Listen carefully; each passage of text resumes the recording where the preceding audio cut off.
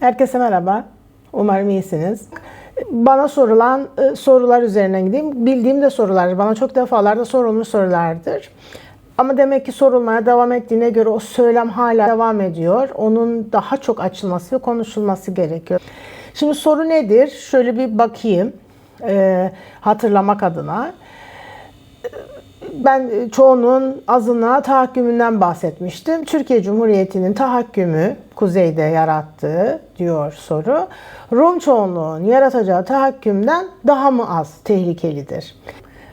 Kıbrıs'ta Türkiye'nin kuracağı herhangi bir politik tahakküm, Rumların Kıbrıs Cumhuriyeti içerisinde eğer biz bireyler olarak Kıbrıs Cumhuriyeti'ne geri dönersek kuracağı tahakkümle aynı değil midir? Hayır değildir. En başından size cevabı veriyorum ve açıklıyorum.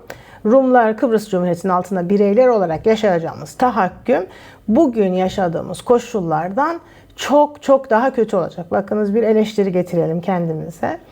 Kıbrıslı Türkler biraz fazla reaksiyonel ve anlık kararlarla politika üretiyorlar.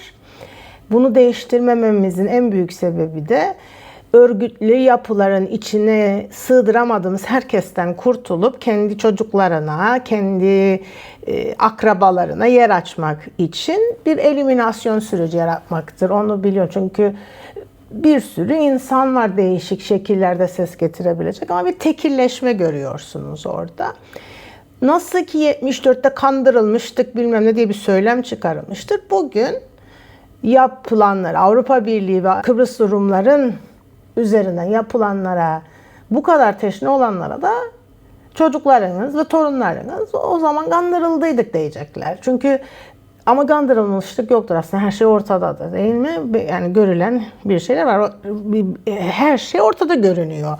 Bilmediğiniz bir şeyin olduğunu var mıdır bilmediğimiz bir şey bilemiyorum. Bana çok şaşkınlık veriyor. Çünkü bilmemizi sağlayacak bütün kuramsal altyapı aslında bizim için oluşturulmuştur değil mi?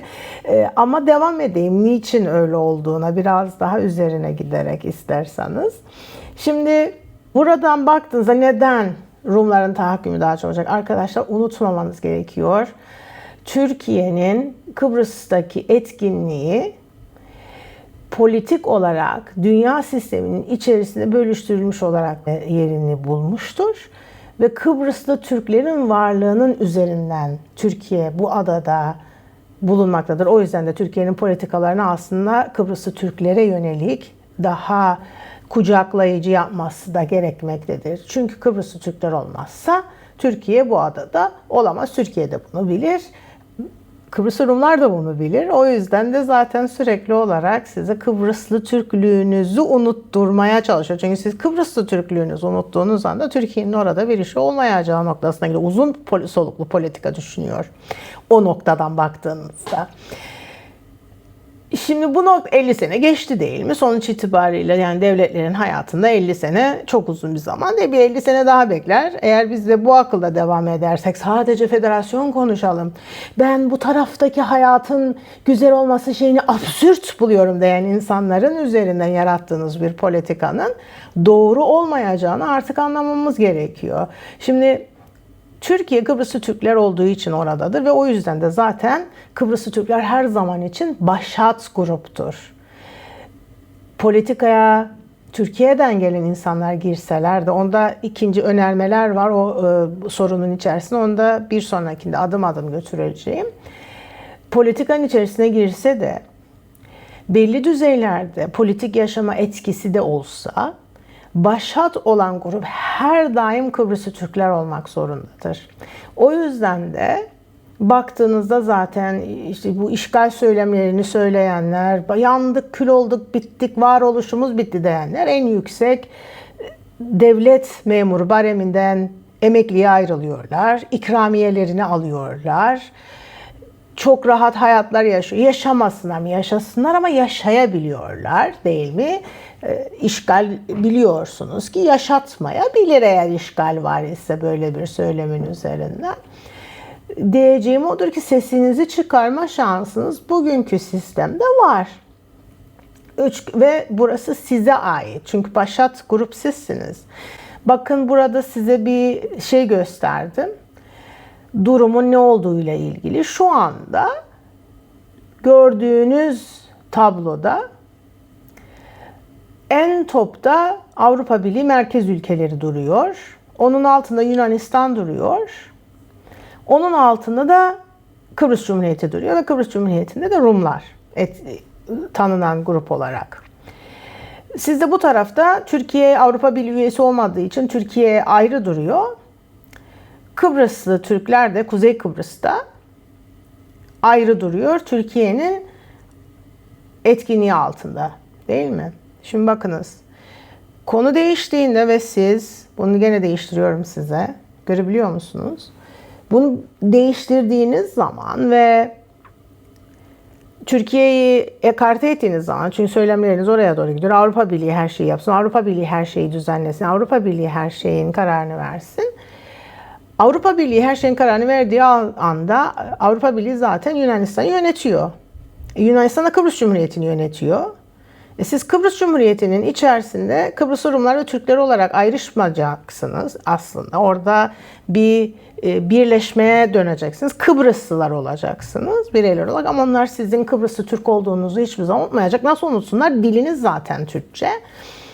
O noktadan itibaren sizi bireyler olarak gördüğünde, vatandaş olarak diyecek ki hayır, ben vatandaşlarımın bu haklarına inanıyorum. Hayır, ben mahkemeye gidiyorsunuz bakın. Mahkemede hiçbir sonuç alamıyorsunuz. İnsan haklarına karşı olmasına rağmen Avrupa Birliği güya insan haklarının bununla ilgili hayır bu doğru bir şey değildir demesine rağmen devam edebiliyor, değil mi? Hatta Avrupa Birliği çoğu zaman baktığınızda, bölge ülkelerine de baktığınızda çok sessiz kalabiliyor insan hakları ihlallerine. Sizinkine de kalacak. Türksünüz, Müslüman bir ülkeden geliyorsunuz. Siz her ne kadar ben Türk değilim, Müslüman değilim, bunların hepsini reddediyorum deseniz de diyen çok insan yoktur bizim ülkemizde bir yandan da. Onda buradan Kıbrıs'ın dışından bizi izleyen insanlara da söyleyelim. Öyle sizin zannettiğiniz gibi siz Akdeniz'den Karpaz'a gittiğinizde Kıbrıslı Türklerin kendilerine Müslüman demediklerini, bir hayal kurgusu içinde kendinizin orada ara bölgede, Lefkoşa'da, kumsalda gezerken yapıyorsanız eğer, bilmiyorum. Bu kadar basit bir olgu değil. İnsanlar kendi Müslümanlıklarını ve Türkiye'deki birçok değişik Müslümanlık pratiklerinden farklı yaşıyorlar ama kendilerine Müslüman diyorlar. Ona da ayrı bir noktadan gireceğim.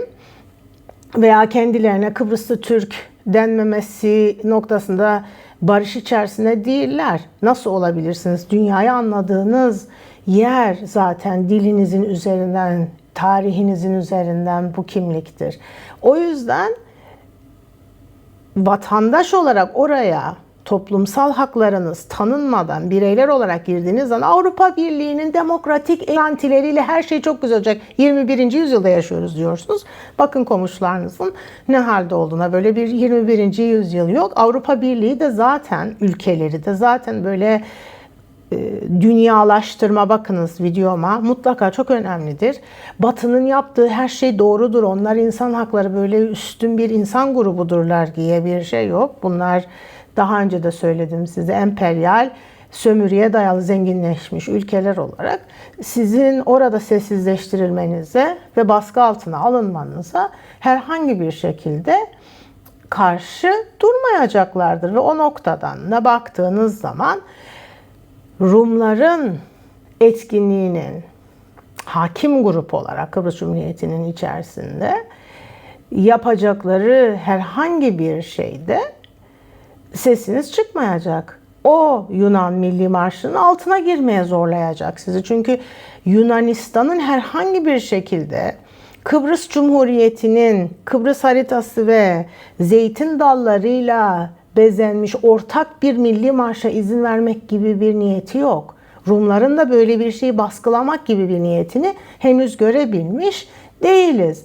O yüzden de 3 gün sonra bunlar önemsiz şeylermiş gibi size yutturulmaya da çalışılsa, Avrupa Birliği üyesi olacağınız beklentisiyle böyle bir şey olmayacak. Dilinize de müdahale edilecek, ediliyor hala hazırda. Bunu söyleyen giremez, bunu söyleyen blok, bunu söyleyen milliyetçidir filan diye insanlara böyle nasıl bugün etiket takılıyorsa 3 gün sonra bu etiketi takmaya yardım edenler kendilerine de yani söyledikleri ya da hissettikleri herhangi bir şeyde tahakküme girecekler. O yüzden Rumların altında yaşayacağımız tahakküm daha mı ciddidir?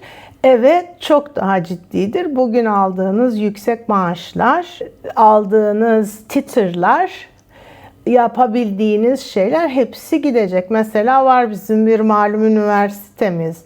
Orada çalışan herkes değildir ama büyük çoğunlukta görebiliyorsunuz. Önemli yerlere geliyorlar, önemli müdürlükler, profesörlükler alıyorlar. İşgal altında eziliyoruz diyorlar. Ama titre'lerini aldıkları devlet üniversitesi Kuzey Kıbrıs mührüyle basıyor.